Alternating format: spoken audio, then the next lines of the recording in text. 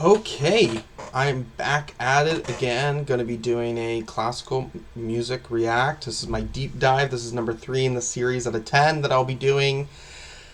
I am back doing one of the shorter ones. There's a lot of lengthy ones that I've seen that I don't know if I'm prepared to do. Okay, I as much as can enjoy classical music, I just don't know what it's going to feel like to sit there and listen to it for 2 hours straight. But here we are at number 3. We've listened to Mozart's Requiem, and we have listened to Stravinsky's Le Sacre du Printemps. With Stravinsky, I really enjoyed that one. Requiem, I thought was good, but it's really nothing that I think I would return to. I don't know what to think about this one. What is the guy's name? Dvorak? I don't know if I'm saying that right. Antonín Dvorak. Let's see where they're from. From Czechia.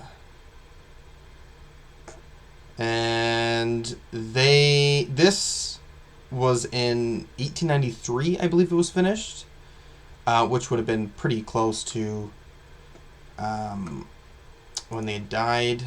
Not that far away, like a decade. But like I was saying, right, like I think with Requiem, although Mozart did a lot of stuff when he was young, classical music seems like one of those genres where the composers make their best work in their older years. I think he would have been around in his 50s. I don't know. But this is Symphony number 9 from A New World. I have no idea. This is apparently one of the bigger sort of classical pieces. I have no idea if I would recognize it by listening. I'm going to have to listen to it now and see what the vibes are. Okay. And this is, should shout out, 1984 was when this album was released. It's the Chicago Symphony Orchestra, Sir George Solti. There was another version of this, too, that's really big.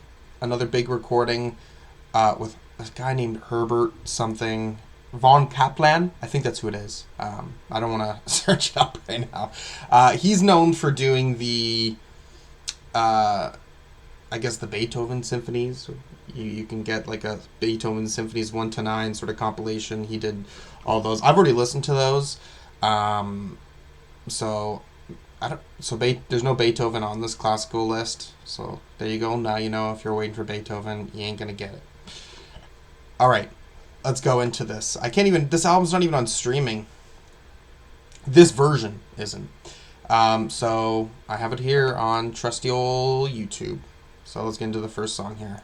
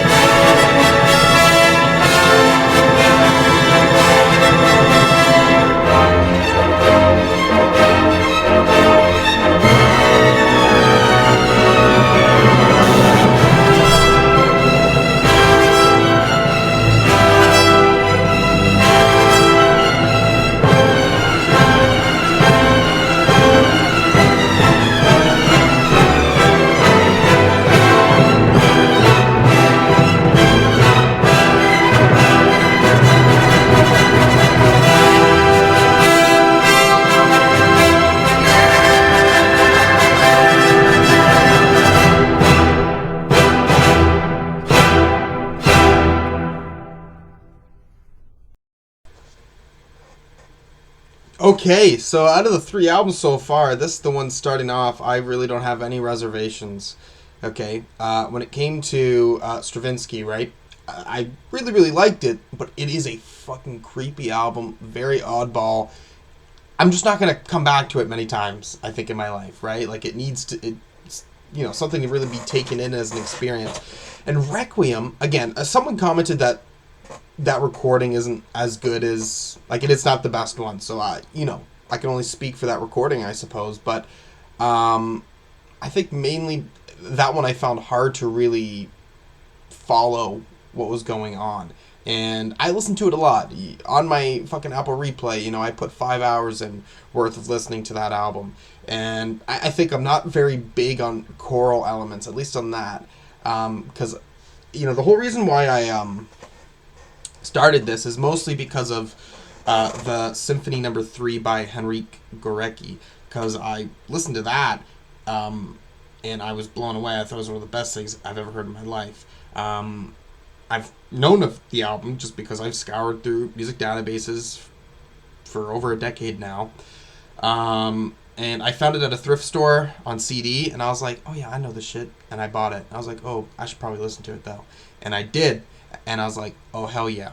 I think it was very easy for me to get into that because I had listened to Beth Gibbons do it with a Polish orchestra years ago. And it was just very familiar to me. But besides the point of that, this is something that I think I'm diving into just like that album. A lot of repetition in this, which I expect from classical music. So on a first listen, if I'm trying to sit here, react for you, and gain all the, know what's going on, it's not going to be maybe the same effect as when I re-listen to this and just let it kind of sink in and let myself feel it. But lots of fun, the sound of this sound, first off, the recording of this sounds super, super clean. I love how triumphant it feels. It's very catchy right out the gate. There's some very nice, soft, quiet moments I can really fall into too. Yeah, okay. We're starting off good with this one.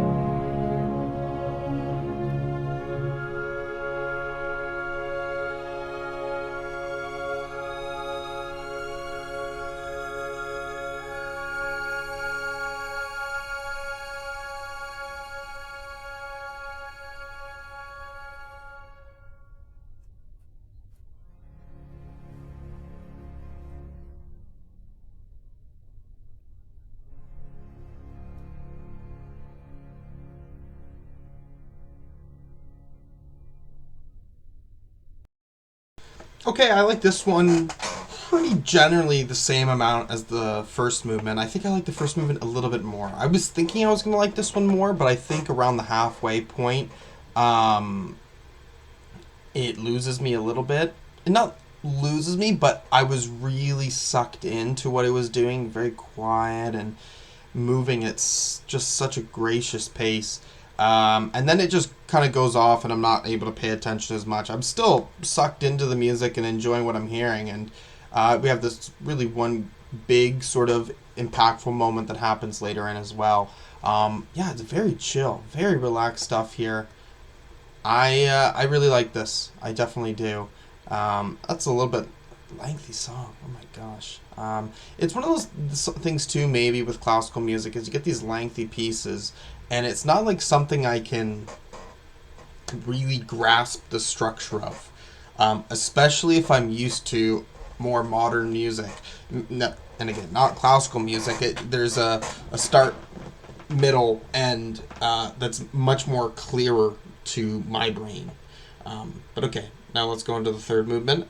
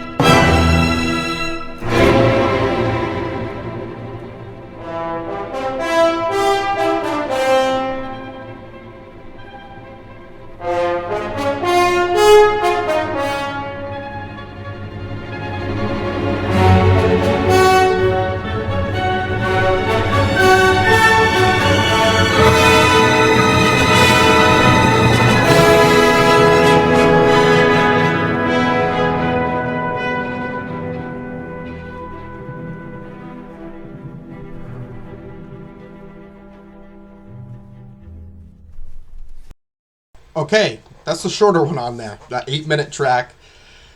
That one's fucking banger, bro. It's a fucking banger. Again, it's, I guess with the whole symphony, right, you're going to have the recall back of like a certain sort of catchy element. But I love that there's just like all these different moments where different instruments are going to take the shine or kind of be being like the most effective part of capturing my attention. Man, it's got me moving. And I don't know, it's got a lot of happiness in it. I don't know. Usually I don't always like perceive happiness as like the main emotion to get from classical music. I might usually, it's, yeah, I guess sadness, or it's usually something that's very epic. But I mean, there's certainly epic moments in this, but it feels very low key. Now we have one more movement here.